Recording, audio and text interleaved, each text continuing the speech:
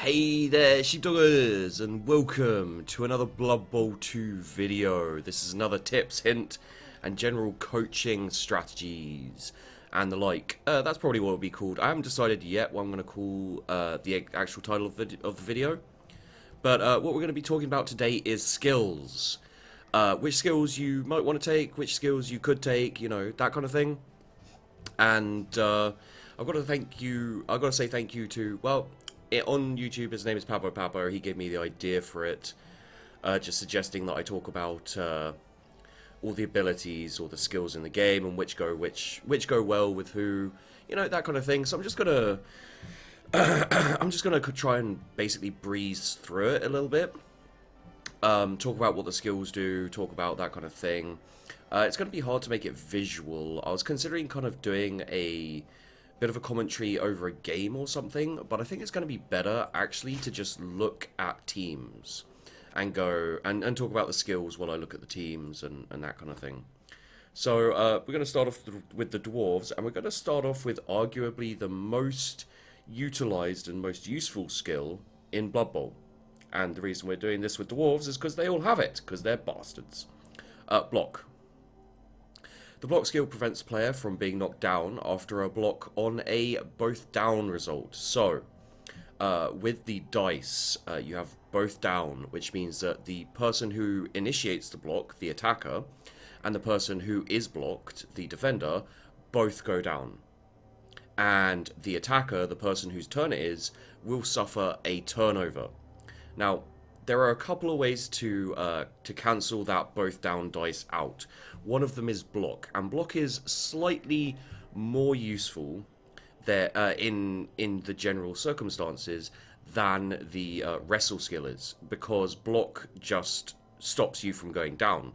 You know, as it were, it blocks the effect. So if you attack someone who doesn't have block and you have block, you will knock them down, they will get an armor roll and possibly an injury roll if you break their armor, which means you don't get a turnover and you can do damage and injuries, etc. Now, the reason that this is such a good thing, especially on more bashy teams or on special players, for example, the Skaven Gutter Runners, is it makes them a lot more survivable and it stops you using your rerolls. Now, rerolls is one of the most important things in Blood Bowl. They will save you countless times, and this is why I say in the general aspect of Blood Bowl, aside from a few agility teams, you want to be using 3 rerolls on any team. Any team with 3 agility or lower, always 3 rerolls. That is my recommendation. Now, for teams like dwarves, they all start with block.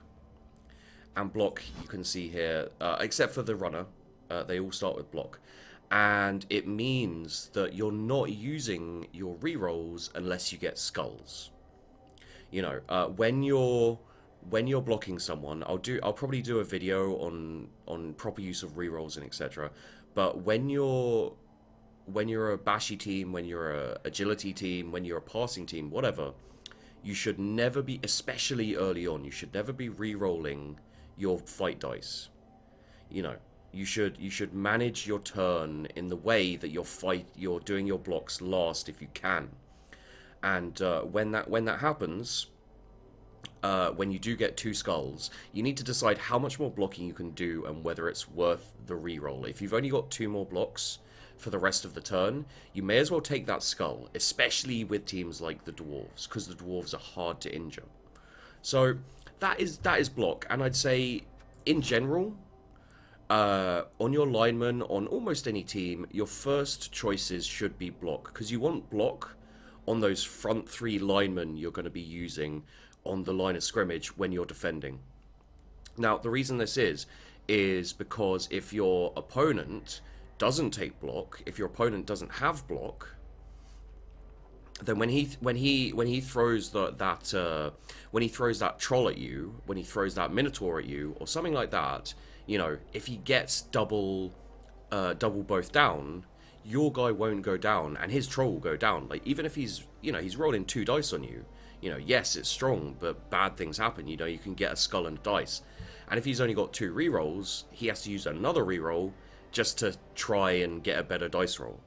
You know, and not only does it make your characters more survivable, not only does it give you a chance of turnovers if the enemy coach is throwing blocks at the beginning of his turn and not even thinking about the consequences, it also means that, you know, you have the chance to kind of take out their players on offense, on defense. You know, it's a massively versatile skill, and it's kind of a staple for all teams.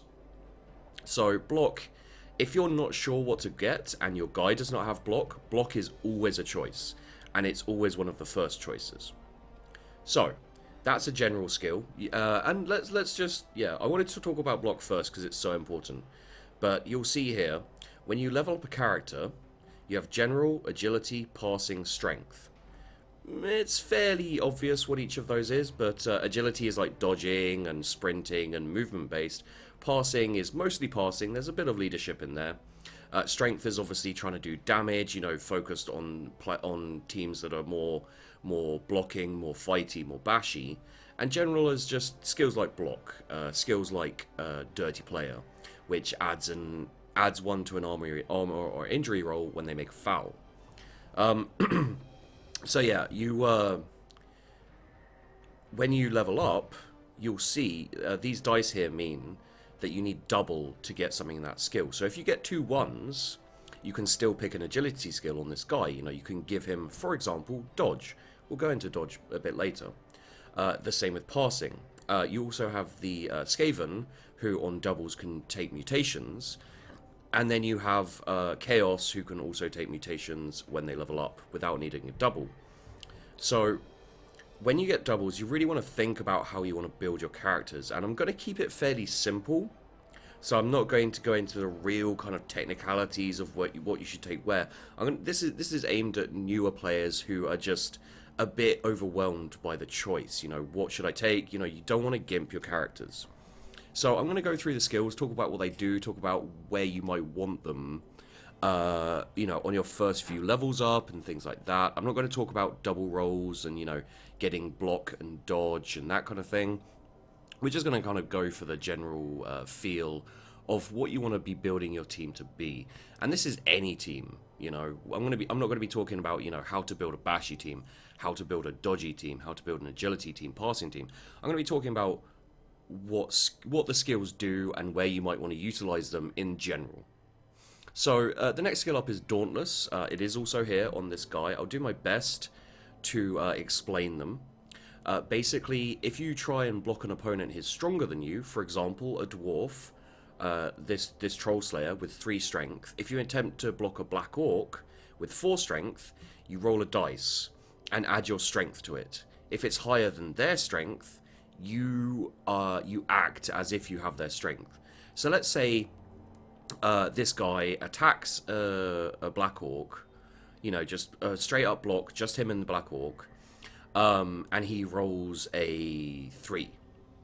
Then he adds 3 to that, and that's 6. So his strength is his roll is higher, so his strength will count as 4. You'll get 1 dice in your favor. So you get a kind of, it has to be higher. Oh, sorry, it has to be equal to or lower than the opponent's strength. So if you're fighting a black orc, for example, as a dwarf troll slayer, you will always succeed a dauntless roll, and you'll always act as if you have 4 strength, which is one of the things that makes the troll slayers so strong. You know, that's why their big guy isn't as good. So, you know, where you want to be taking Dauntless is, say if you're playing Orcs and you have a Blitzer, you know, you may want to take Dauntless on that. Can be very useful against the big guys, especially as the DLC teams start coming in and, you know, you start to get some fairly scary teams. You know, you'll want that. Another good example is a Skaven Stormvermin. You know, he already starts with the block. You can get him that Dauntless, and you can deal with their big guys, especially if you don't have a Rat Ogre. So yeah, that's kind of, you know, it's the kind of place you're going to want this skill, is to deal with the big guys, to deal with teams like the Black Orcs and the Chaos who have strength 4 people. You know, it can even out the playing field, especially if you get a couple of people with it who already have block. that can really help you. So, just kind of get the feel for what teams you're starting to go up against. If you feel it's necessary, then pick it up on someone who's already got block. You can pick it up on one of your linemen, even, and use him as kind of like a second turn blitzer to knock down that troll or knock down that minotaur who's who's going to get in the way. And that just having it on one person can take out that big guy for the rest of the half. Like if he keeps rolling really stupid, if they keep rolling wild animal, they won't get up, and that's effectively not only cut out one of their players without having to injure them, but it's also like reduced his numbers, and it's taken out a big guy, without having to foul them, without having to chuck them off the pitch. You're not likely to break their armor and injure them or knock them out. So it's an easier way to try and take out those big guys. Just dedicate them to knocking the guy down. So anyway, next up is dirty player. Add 1 to an armor or injury roll made by a player with this skill when they make a foul. Now this is a useful skill more for the agility teams, for teams like Skaven. It's a great thing to pick up if you have an abundance of players. If you have any kind of not star player necessarily, but any player you keep going up against, especially in the smaller leagues and etc., where you just can't deal with them. If you pick up dirty player, you knock the guy down, you surround him with people, and then you bring your dirty player in at the end of the turn, you stamp on him, and you hope to get an injury roll. It's just a way to take out that annoying player, or a couple of annoying players if you get lucky. I'd say you take it on a lineman, you take it on a goblin, someone you don't need, because he will get caught, and he will get sent off, and you'll be a man down until the next touchdown, and you can bring more players on. That's basically it for dirty player. The next one is fend. Now fend is actually on. I don't have dirty player on any of my teams. I tend not to go in for the fouling too much when I can avoid it. But fend we have here on the linemen. Basically what this means is opposing players may not follow up blocks made against this player, even if the fend player is knocked down. So basically what that means is you do not have the option to follow up after you knock someone back, after you knock someone down. Can be very useful in situations where you want to keep people off the ball, in situations where you want to protect your ball carrier. I wouldn't advise it in general. It's good on the Bretonians because because they start with it, but in general I'd say it's a secondary skill to be taken in situations where you find your ball carrier getting swamped often, in situations where you just want a little extra space more often. So that's fend. Frenzy. Player with frenzy must always follow up after throwing a block at an opposing player. In addition, they must make a second block against the same opponent if the first result was pushed back. So consider, for example, the Rat Ogre. He has Frenzy, so he can make 2 attacks. Now, what this does is it can be very useful. We actually have Frenzy on this Blitzer here, Strength 4 Blitzer. So, what this means is when you make your block and push them back, you automatically follow up and make a second attack. And what makes this so useful is if someone is a square away from the touchline, from the sideline, from being pushed away, you can actually push them off the pitch. You can do 2 pushes, or you can push and you can knock them down, and they'll get pushed off the pitch, and you can crowd surf them. They'll have to make an automatic armor roll, that kind of thing. Now, you may be thinking like the most useful place this would work is like on a troll or on a black orc, or basically on a strength team who wants to bash. But actually it's very useful on agility teams as well. It's very useful because for example, if you're playing against the dwarves, they have a high armor value. They are hard to deal with. However, what you can do, instead of going for the injuries, trying to knock them down, take them out the match that way, you can push them off the pitch. If you push them off the pitch, then they have to take an automatic injury roll without an armor roll. So, you can, again, it's a good way, like Dauntless, to take out that player who's a pain in the ass. You use Frenzy, you blitz them, you knock them off, and then you can bring the player back a little bit so he can't also be knocked off the pitch. That kind of tactic is a very useful, and it's something that you'll find happening to you if you're not careful, staying away from the edge of the pitch. And it's a great way to get rid of high armor opponents. If you get lucky, if you get a nice injury roll or something, you can get, even on things like rat ogres and stuff. If you have a player with Dauntless and Frenzy, and you put a guy next to him and you just knock him off the pitch, then you're sorted. And it's a great combination. It's something that you could consider for an Orc Blitzer. It's something you could consider for a Storm Vermin. It's something you consider for just an Elf Blitzer, whatever. So that's Frenzy, and it goes well in conjunction with Dauntless. It's a good choice. You can see here I've already got that on my Blitzer for Kneel Before Zod, the Bretonnian team I play. Next up is Kick. Now Kick is one where you get it on your lineman. It's a really useful skill. The ball will scatter half as much as usual. The player must be in the pitch at kickoff, but not on the wide zone or the line of scrimmage. So they need to be in the middle. But what you can do is you can pick it on one of your linemen who isn't going to be that useful. Linemen tend not to be. And it just means you're a lot more accurate with the way you kick, and you can choose where the ball goes. And it's useful for everyone, because, if you get a dwarf team that just guards the all piles onto the line of scrimmage, you can kick that ball all the way to the back, break through, get to the ball, score a touchdown. That's a classic way for elves, for Skavens, to destroy dwarves. Is they want to get that bashing in, and you just don't let them by avoiding them, by running round them, by placing your kick. So it's useful for all teams, but I'd say especially agility teams, elf teams, Skaven teams, humans, etc. Get that kick early. One of your first linemen should have kick. Okay, so kickoff return. A player on the receiving team, not on the line of scrimmage or in a tackle zone, may move up to 3 squares at kickoff. Only one player can use this skill at kickoff. So again, this is a very specific skill, and the kind of team I'd take it on would be dwarves.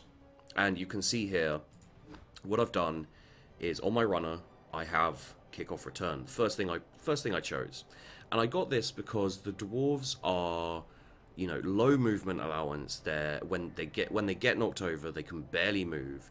You want the maneuverability when you can on specialized players. And because the runner has sure hands, once the kick has happened at you, you can run towards the ball, you can hopefully get to it, or, move so that you can get to it on the first turn. Sometimes, especially if, for example, the team has kick, it'll be too far away for you to go and pick up on the first turn. Kickoff return, you probably only want it on one of your guys, preferably someone you picked up with sure hands, I'd say.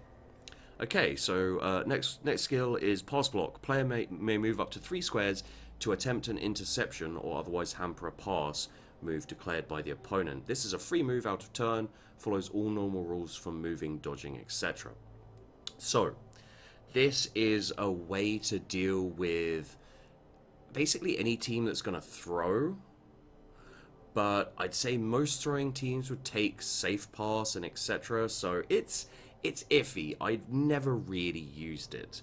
And I'd say it's very situational. If you've got an orc team that uses passing occasionally to get that extra touchdown, if you've got an elf team, like a dark elf team that just throws all the time, you may want to take it on one player, maybe someone who has high movement, high agility kind of thing. But I'd say in general, I wouldn't advise it. I'd say, maybe if you want to tinker with it, go for it, but I don't have any specific situations I can think of where you should put it in. So, you know, again, up to you. Have a think about it. If you want to try it, give it a shot, see how it goes. Now, the next one we have is Pro. Now, I do have Pro on one of my characters. He's in the Sheepdog Inn. This is from the old league. And it is my... here he is. My level 4, agility 4, orc. And he has Pro. And what this does is, once per turn, Pro is allowed to reroll any 1 dice he has made, even if he is prone or stunned. However, before each reroll, must roll a d6. On a 4, 5, 6, the reroll may be made. 1, 2, or 3, original result stands. So, you can choose to use Pro as a reroll. It has a 50-50 chance of giving you that reroll. But it can be used to good effect. Now, for example, if I'm rolling a block and I wanna knock someone down, but I get 2 pushes, I can use Pro to re-roll that. You know, for example. And because I've got block, because I've got, you know, because he's got decent armor and that, I can take that risk. So it can be useful in that kind of situation. It can also be useful on things like trolls and any big guy, really, because they don't use they're not good at, because of Loner, which is another kind of detrimental skill, they don't have a good chance to use rerolls. So you can just take that Pro if you get the chance on a big guy, and it can help out. So let's speed it up a little bit, because we've got a lot of skills to go through. Shadowing. Player with Shadowing may attempt to follow an opposing player who dodges out of their tackle zone. If successful, they may move to the square vacated by the opposing player. No dodge rolls are required. So this is probably more useful for high movement agility teams to deal with the occasions where other agility teams or just other teams in general try and dodge away, try and, you know, it's good for a defender, but again, it's a very situational ability. You don't see it that often. It's one of the ones that tends to get overlooked, but you could pick it up. You know, you could just go like, okay, yeah, I need someone who can follow people, who can, you know, who can stick to them. Maybe couple it with tackle, and that kind of thing, and it could be very useful. Strip ball. Again, we have that here. So you can see when a player with the skill blocks an opponent with the ball, applying a push or a stumbles, which is the explosion with the exclamation mark, the result will cause the opposing player to drop the ball in the square that they are pushed to, even if the opposing player is knocked down. So this is a great way to get the ball off bashy teams. You know, if you're an elf, if you're if you're an orc with 4 agility, you can do those dodging, you can do those things, you can kind of knock, you can get in on top of the cage, but you don't have to break the cage. You just have to take up the tackle zones, blitz in, hit that guy, and then pick up that ball. And it can really help with recovering the ball when you can't take that cage. So this is almost a must on most teams. But, as we will talk about in a moment, it is changed by this skill. Sure Hands. A player with sure hands is allowed to re-roll the result if they fail to pick up a ball. Now this is a very important skill. Sure Hands. On dwarf teams, for example, you get that with your runner. You can see here, the runner has sure hands. This guarantees you a re-roll when you try and pick up the ball and fail. So it's a 3+. It's, you know, it's an iffy one. You may get it, you may not. But if you fail it, you automatically re-roll, and you don't use up your team re-rolls, which can be used for anything. So this is one of those skills that is almost a must, especially on less dodgy teams. It's pretty much a must on everyone, but especially less dodgy teams, because you want to be making those, you want to be saving your re-rolls for other things. So, you know, you wait until the end of your turn, of your first turn when the ball's on the ground, and then last thing you do, you go and pick that ball up. And if it fails, you know, twice, then, you know, you can do it again. You get a lot of rerolls, you get more chance. You know, it's another way of being safe. It's another way of saving your rerolls. So after that, you've got tackle. Opposing player may not use their dodge skill when attempting to dodge out of this player's tackle zone, nor may they use their dodge skill if the player blocks if the player chooses to use tackle. So, yeah, you remember that exclamation mark in the explosion dice? That means defender stumbles. So the guy who's being blocked, the attacker coming in and blocking the other guy, that guy, if he has dodge and the player throwing the block has tackle and he rolls that stumbles dice, you would usually just treat it as if you were pushed back. But with tackle, it cancels out that dodge and you knock them over still. Great skill for any player, especially one of your defensive players that you've built. You know, block, tackle, that, you know, maybe even shadowing, for example. And you keep them at the back to defend against the fast elves, you know, to defend against the gutter runners, that kind of thing. And you can move them in and take out that ball carrier and knock him down. Another way, instead of strip ball, that you can use to deal with that kind of thing. After that, you have wrestle. A player with wrestle may choose to ignore a both down result. That's the skull with the explosion, where both sides of the block gets knocked down during a block by placing both the players prone, but no armor rolls are made. In addition, this doesn't cause a turnover. So there's a couple of ways you can use this, but the main way you use this is to get the ball. Especially on agility style teams, it's very, very useful because quite literally you can charge in, throw a block. If you get both down, you can put your player and the opposing team's player on the ground and he will drop that ball and it's still your turn. So if you're an agility style player, you can go in, get that ball down, go in, pick up that ball, throw it away. You know, you take it away from where the majority of that team is, and you're kind of golden. You know, from that point on, you can run them away. You know, you can do all these sorts of things. So it's another amazing way to take that ball away from the opposing team without getting without having to deal with dodge and without having to deal with block and that kind of thing. You know, and in Blood Bowl 2, what they've done, which is really useful, is they've let you choose whether to use it. If you get both down, if you have wrestle, you can choose to use wrestle or just do nothing. So if you have block and you're just trying to knock down someone else who doesn't have block, you can just choose that skill and choose not to use wrestle, and you won't use wrestle. It'll just use the block as usual. So it's a good skill, I'd say. You know, again, on your faster players, your blitzers especially, it's a good choice. Okay, so now we're moving into the agility skills, which means we'll probably move over to look at a team like, for example, Valkyria. There you go. Now, catch. This is a simple one.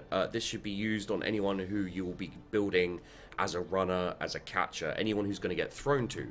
A player with catch can re-roll on a failed catch, interception, or dropped handoff.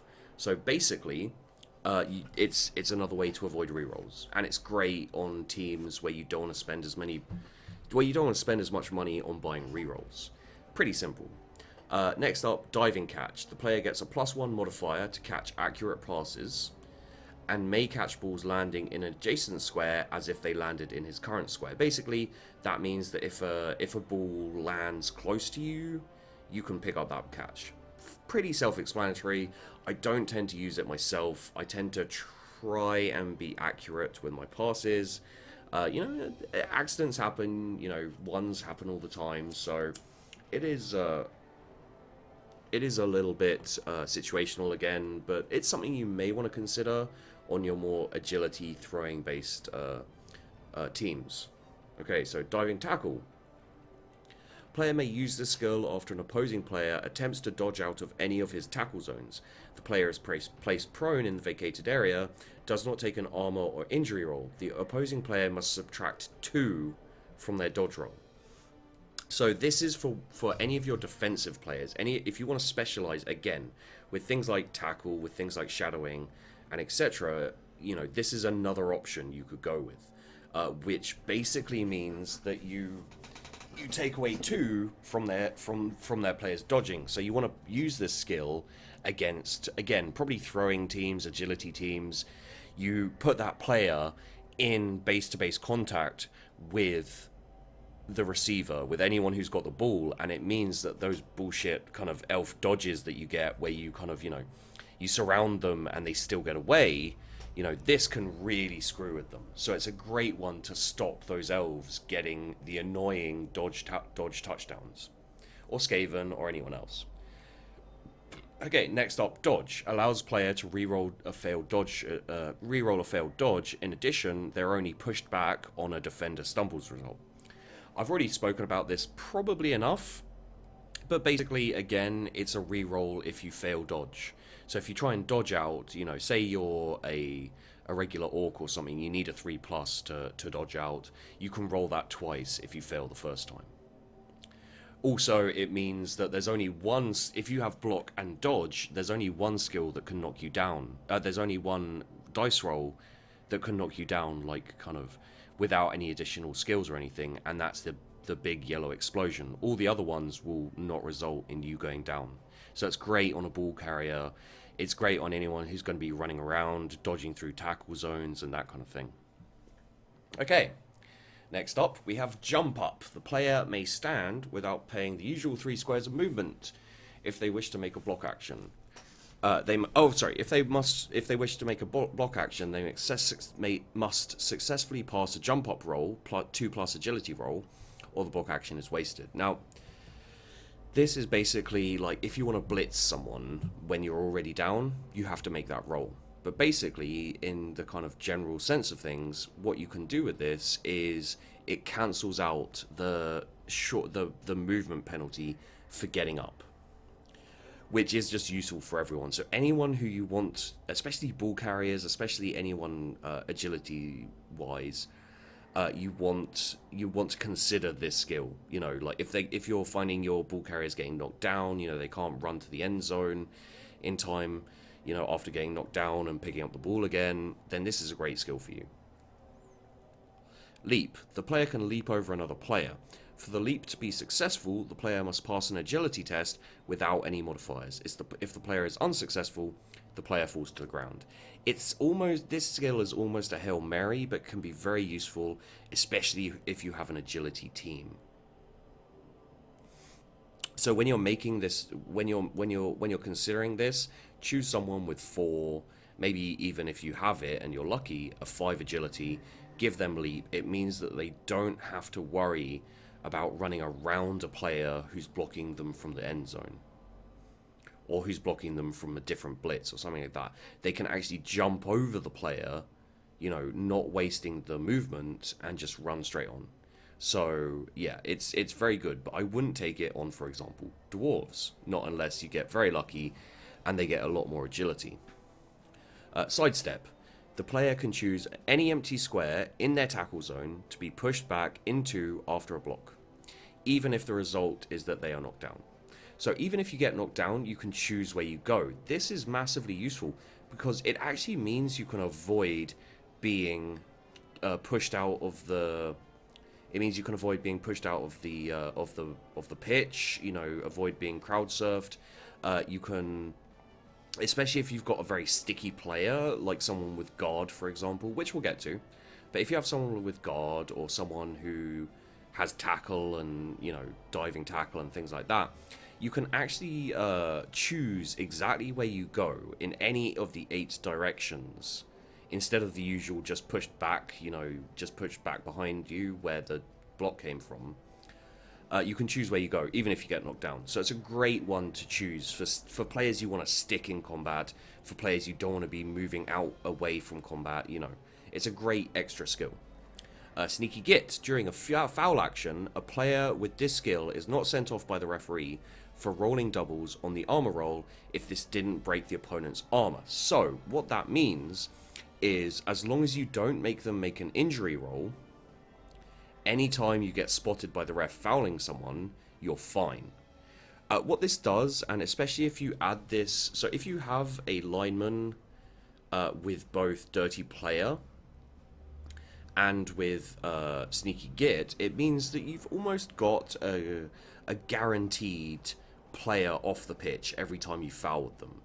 And again, it can be really useful for teams like Skaven, like Elves, who tend to go down players anyway. You know, you're losing players. You've got this kind of specialist fouler, almost, who you can use to level the playing field. Now, he might be sent off, but it just reduces that chance a little bit. So it's a great choice. Sprint, the player may attempt to move up to 3 extra squares rather than normal when more 3 squares rather than the normal 2 when going for it. The coach must still roll to see if the player is knocked down. So sprint, again, you know, it's going to be useful for teams with scorers. You know, so for example, this runner here, you know, if I want to turn him into a goal scorer, if I want to turn him into someone who can just run all over the place, it's a good choice. Especially if I get movement up or anything like that. You can do 3 going for it. You still have to roll the 2+, you know, every time. You know, double ones happen, and you can use rerolls on it and stuff, but yeah, you know, it's a great way to get just that extra little bit of movement when you really need to go for the touchdown line in the last turn, or just like in a moment of desperation. And added on to that is Sure Feet. A player may re-roll the result if they fail a go for it action once per turn. So once per turn, you can re-roll a failed going for it, which means, you know, you don't have to use a team re-roll on that. You know, if you fail it, then you fail it, but you don't have to use a team re-roll. So that's a great choice, again, in conjunction with Sure Feet, in conjunction with movement allowance, to make a goal scorer. You know, to make someone who can dodge and run and just get to that touchdown line and get you that touchdown. Okay, we're going to talk about passing skills now. Accurate adds +1 when attempting a pass action. You know, for example, if you're an orc thrower and you want to turn your orc team into a bit more of a throwing catching team, you can give him accurate, and that basically makes his passing as if he had agility 4. So, you know, if you have an orc who has agility, an orc thrower who has agility 4, and you give him accurate, he then passes like he has agility 5, you know, that kind of thing. It's fairly obvious. Do you want to take it? Probably. Do you want to take it first or second or whatever? Yeah, it's really not a bad choice if you want to utilize that passing. Dump off. The player may attempt a quick pass when an opponent tries to block them, allowing the player to hopefully safely get rid of the ball. So what this does is it means you can keep possession of the ball. The only team that starts with it is the runner on the Dark Elves. You can see here. He has dump off. And this is before you find out if he's knocked over, by the way. But if you're in a situation where you're moving your Dark Elves up the side of the pitch and you get blitzed by someone who's like, okay, I've got to stop this guy, you know, kind of last chance to stop him.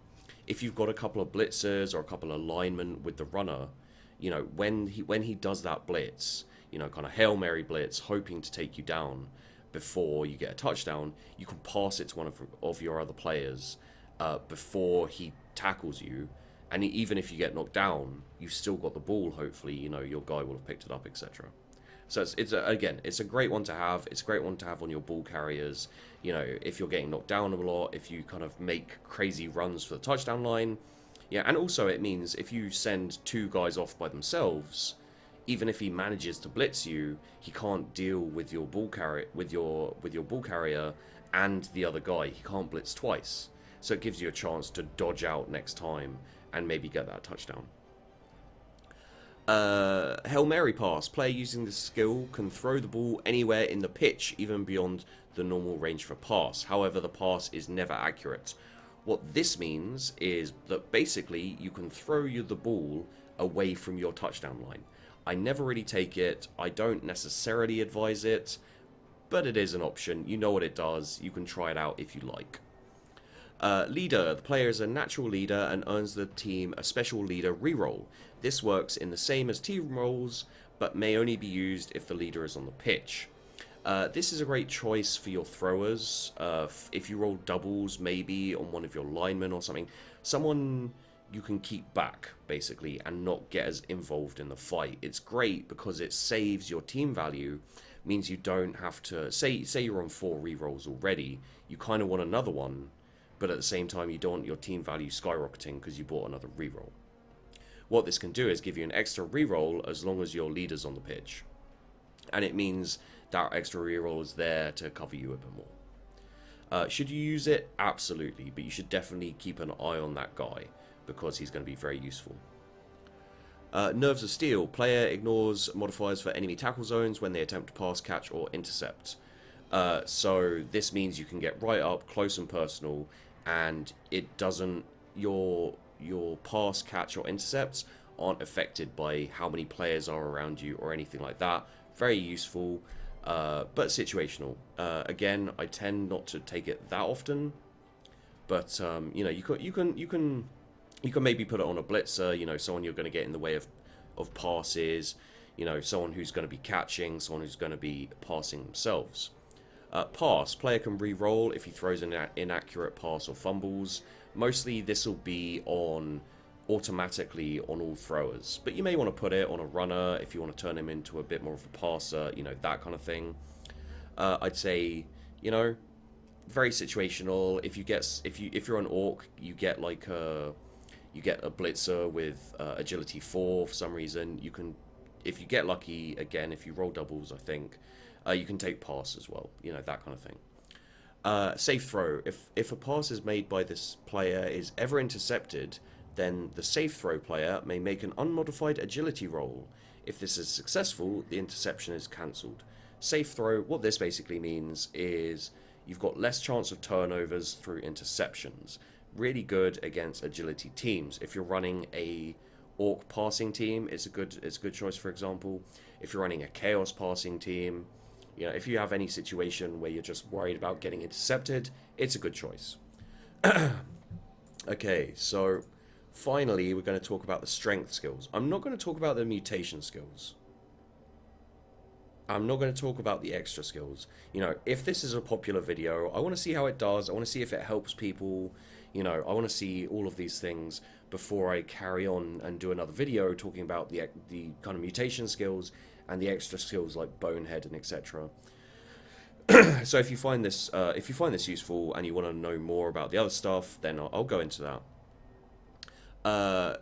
Break tackle, first strength skill, great on black orcs, great on big guys, especially if you're going to be using them to blitz. This player can use strength in place of agility when attempting a dodge action. This may only be used once per turn. So you may use it on your Black Orcs, for example, to dodge out of tackles. Use your strength instead, so it's almost as if you have 4 agility. Great for blitzing. It's probably worthwhile as like a second or third after you've got your block, that kind of thing. Yeah, you use it then. I'd say on a big guy, probably wait until after you have a few extra skills and then take it. Grab. The player can choose where to push after a block in order to position him to his advantage. Again, you can choose where to put the guy. Great when you're blitzing a cage. Great when you're kind of trying to break into a cage. Again, probably more useful on the bashy teams, but it is possible to use, you know, maybe on a lineman, that kind of thing. Great if you want to chain blocks and that kind of thing. Guard. Player with this skill assists an attacking or defensive block even if they're in another player's tackle zone. So you know how if you have one of your players kind of sandwiched in between 2 enemies, they can't add that +1 dice, you know, that +1 strength to the block. If they have guard, they can. So great for your guys on line of scrimmage. Again, great for breaking the cage, that kind of thing. You know, you can get into the tackle zones and still add to the block. And it's almost like block. It's a staple among all teams. If you're not sure what to get, if you have a chance to get guard, get guard. Juggernaut. If the player performs a blitz action, the opposing players may not use their fend, stand firm, or wrestle skills against blocks. In addition, they may choose to treat both down as pushed back result. So basically what Juggernaut does is it's great for a blitzer. You know, great on a chaos team, great on other teams, definitely worth a consideration for guys with frenzy and no block, for example. I'm not gonna, it's iffy, but yeah, it's there, so it's available if you roll for strength. Here's another very staple for bashy teams. Mighty Blow adds +1 to any armor roll made by a player when an opponent is hit during a block. Basically, if you have a team of orcs all with Mighty Blow, you're going to turn into a very bashy team, because it means all of those armor value 8 Dark Elves, for example, that you can see here, they turn into armor 7. They're basically like Skaven at that point. So adding in multiple Mighty Blow orcs, for example, will mean that you get more injury rolls, will mean that you manage to inflict more injuries, will mean that you clear the pitch faster and win that game. Alternatively, for example, with the blitzers here, if you roll doubles, you can pick that up on your elves and do the same thing. Suddenly those black orcs now have 8 armor value, exactly the same as you. Multiple block. Any player who is adjacent to at least 2 opponents can try to block the 2 of them at the same time. Each opponent will gain bonus in strength to represent the extra difficulty in succeeding with this type of action. Now, I've never used this. I feel like it's very, very situational. It's only really worthwhile on kind of 5 or 6 strength characters, and yeah, I mean, I wouldn't advise it in the most part. If you want to try it, go for it. If you have a very high strength character, then give it a shot and see how it goes. Personally, I haven't used it, I think, at all. Piling on. After a block, the opponent is knocked down. If the opponent is knocked down, the player can throw himself on top of them and provides a reroll for either armor or injury roll. However, the player will end up on the ground. What this is basically a reroll for armor and for injuries. So if you break the armor, fail the injury roll, you can roll again. If you don't break the armor, then you can re-roll the armor. It's a good way to kind of to ensure that you get that injury or that armor, or at least break the armor. Now, it does put your guy on the floor, so it's also not very useful in some sense. It's if you're going to use them on dwarves, definitely either only take 1 or make sure to give them jump up. Otherwise, you're basically taking your player out, and it's still unconfirmed if it's going to be effective. So, do consider jump up along with piling on. It's a good one for sure, but it's not necessarily an early pick. Stand firm. Player with this skill may not be pushed back as a result of pushed back or knocked down. So basically, you just stay in the same square. Great for characters with block, for characters with block and dodge who make up part of your cage, because it means they still can't get at your ball carrier even if they knock you down, unless they're blitzing. Strong arm. When the player tries to pass the ball, the distances taken into account is reduced. What that means, if you're trying to throw a long pass, it's treated as a shorter pass. It gives you a lower dice roll to have to hit. Great for teams that have, for example, accurate and etc. Usually it's when you're rolling doubles and things like that. But it can be very useful if you manage to get a double to take strong arm to make those longer passes more viable and safer. And thick skull reduces the chance of a KO result to 50% by 50% to a stunned result, which basically means you're less likely to get knocked out, have your players taken off the pitch. You'll just get stunned, you'll have to wait a turn, and then they can get back up. Dwarves have this, and it's one of the reasons they're very annoying to play against, because you can't get rid of them off the pitch. You just have to keep avoiding them and scoring. However, if you've got a player you really don't want leaving the pitch, maybe someone's leader, etc., this is an option. I don't think it's taken very often. I've never really taken it myself, but it is an option. So yeah, there you go, guys. That is all of the strength, passing, agility, and general skills, and just a brief overview of what they do, how they work, and what kind of situations you may want to use them in. There are some, however, which I do not use. so I can't give you like very situational and etc. You know, basically the things you want to be taking: block, dodge, you know, those kind of skill, any skill that helps you with rerolls. You know, so you don't have to be using your team rerolls all the time. You know, that kind of stuff is a staple for all teams. Reducing the number of rerolls you use is always good. So if you're unsure, say you're playing an elf team and you roll just standard dice and you've already got block and you're not sure what to get, just consider dodge. You know, if you have no idea what to get, getting dodge, getting sure hands, getting anything to help you with your rerolls is always a valid choice. So keep that in mind when you're leveling up your players. I hope this helped. I hope this gave you a little bit of insight into what you want to pick. You know, it's not going to be for all of you who've got used to the game, who've been playing for years, but maybe those of you who've only been playing for a little bit, you know, you understand the game, but you don't know when to take what. It might give you a little extra idea on what's good and what's bad. So there you go, guys. That is skills, what they do, etc. And yeah, if you like this, let me know in the comments. And I'll do the rest of the skills. What I'll probably do is I'll do the mutations and the extraordinary skills, and just have a little chat about them. You know, they're not really skills. Well, the mutations are skills you need to pick, but they're team specific. So. But yeah, that I feel like that's enough for now. So there you go, guys. I hope this video helped you. I hope you managed to figure out what you want on your players. And yeah, I'll see you in the next video.